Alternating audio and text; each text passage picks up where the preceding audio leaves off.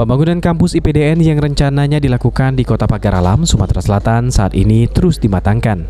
Pemerintah Provinsi Sumsel dengan Pemkot Pagar Alam serta Rektorat IPDN terus membahas proses pembangunan kampus pencetak Pamong Praja tersebut dengan pihak kementerian maupun non-kementerian untuk pengurusan izin prinsip AMPRES. Jika izin prinsip pembangunan kampus telah keluar, maka IPDN akan mengurus prodi dan kurikulum. Sedangkan untuk urusan fisik, maka akan diurus oleh gubernur maupun wali kota Pagar Alam. Nanti yang penting izin prinsip AMPRES disetujui. Kalau sudah disetujui, otomatis IPDN akan mengurus prodinya, IPDN akan mengurus kurikulumnya. Nah, yang fisik otomatis Pak Wali Kota dengan Pak Gubernur. Sementara itu, Gubernur Sumsel Herman Deru dalam pernyataannya menyampaikan jika pembangunan IPDN di Kota Pagar Alam bukan hanya sebatas kebanggaan namun kebutuhan.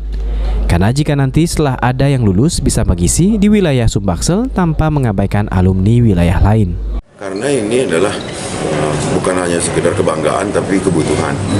Bahwa kita harapkan lulusan-lulusan IPDN ini yang sudah siap setelah mereka lulus ini dapat mengisi kebutuhan-kebutuhan sumber daya manusia yang ada di Sumatera Selatan dan Sumbaksel pada umumnya tanpa mengabaikan alumni lain. Pemkot Pagar Alam sendiri sejauh ini untuk pembangunan kampus IPDN telah menyiapkan lahan seluas 20 hektar di daerah sekitaran Bandara Atung Bungsu, dan jika AMPRES keluar maka siap untuk dikerjakan. Firman Hidayat, PAL TV.